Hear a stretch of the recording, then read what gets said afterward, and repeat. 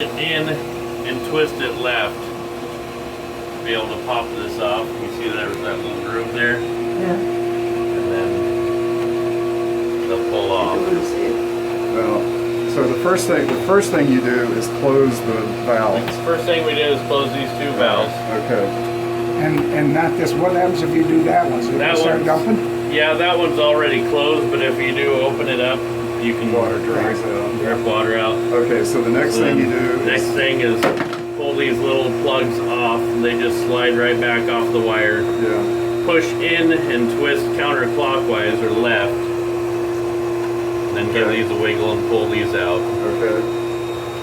I'm gonna hold the wire up so it doesn't tangle up on me when I'm unscrewing it, but I grip onto it. You may need to use pair pliers, but I can grip onto it with my fingers and hand and just start unscrewing these Oh, the out of blue the, thing. yeah. Start unscrewing these out. So the area we're cleaning is just the very tip of this. The very tip of it has a little glass in it and a sensor down inside there. You can't really see it, Okay. but if they do get dirty, get my toothbrush wet, stick it in there. If they do get dirty, they'll throw off the readings. Oh, So we just need a little amount of toothpaste.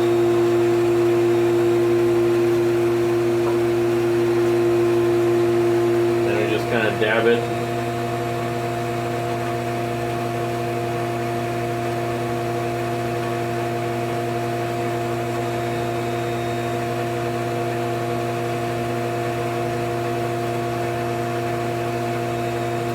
Luckily for you, the probes are still very clean.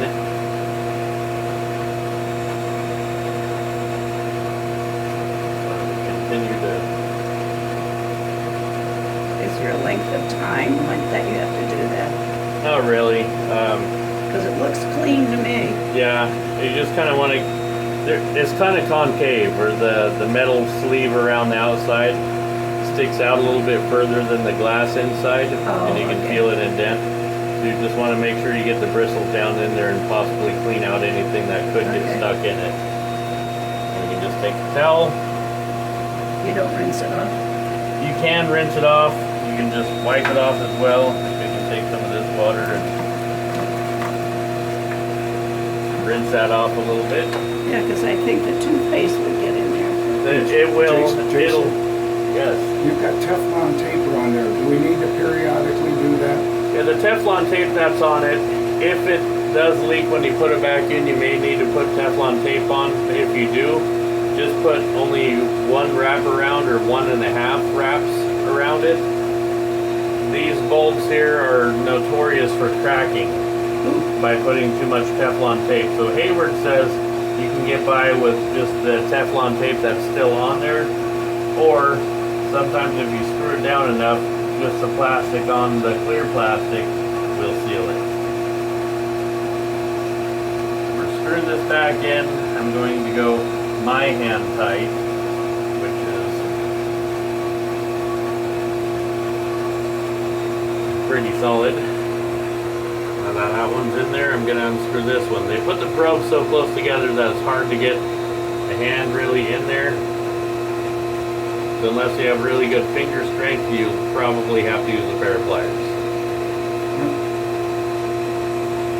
If you should have to take the right one out and then put it into the left receptacle, does it make any difference? It does not matter whether pH and ORP are reversed.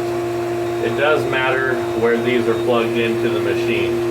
But you'll notice that this one, the ORP plug, has a black sleeve on it. The pH is a white sleeve. If you look over on the side of the machine, however, there is a black bushing and a white bushing on the top. So in other words, you could, in cleaning, talking about how tight, you could unloosen both of them and do them both. Yes. And they always talk about how you don't want the sensors to dry out, you don't want them out of the water. They can be dry or out of the water for up to 2 hours before the probes actually go bad. Oh, okay. This one's just like a glass bulb on the end of the stick. We just want to clean around the base of it and around on the top of it. The only thing you'll ever find stuck to this really is if you have high calcium in the pool, you may get a calcium coating on the bulb. They won't be clear glass anymore. It'll be kind of a foggy white. And what do you do with that? And that should brush off by just brushing it. It'll kind of break it away. If by chance that it does not clean off and your readings are still kind of all over the board or not matching your manual tests, you could take a little bit of the muriatic acid and put it into a little cup and just dip the tip into it. Okay. The muriatic acid will take the calcium right off. That acid tank needs a little bit of air, I think. Are you saying this? Yeah. Are you saying in this thing? Yeah, if you were to take a little bit of that out. Okay.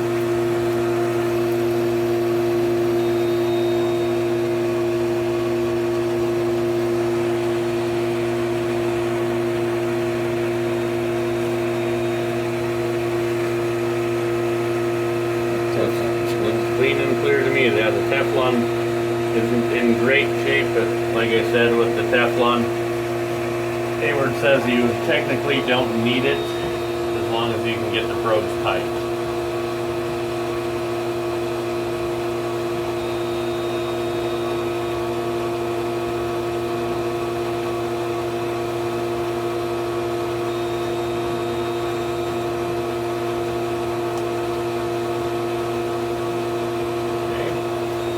Then the pH goes in the top. There's a groove in the side, and there's a little bump in the side there, and you have to line it up with that groove first. We'll push it on to there, and then we push it in and give it a twist to the right until it clicks. And put the little rubber hat over the top of it. And we'll do the same thing with the ORP probe. Slide that over that, then set these off to the side. Then we just need to open these two valves up again. Doesn't matter which one you open up first, as long as they're both open. Let's go.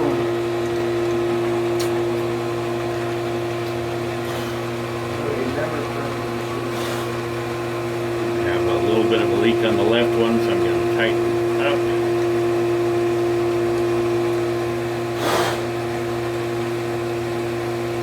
Voila!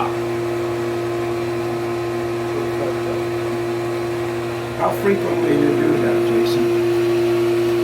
They recommend every 6 to 8 weeks cleaning them off, but it would really depend on your water clarity. As long as your water is really clear in the pool and you're not having, when you brush the pool is not clouding up, you probably don't have to do it all that often.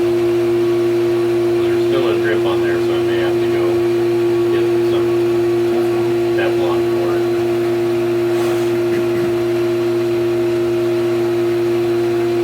So you'll notice after a while, if they do happen to drip a little bit, the calcium in the water will actually calcify up around it and seal it off as well. But it's better if we just have it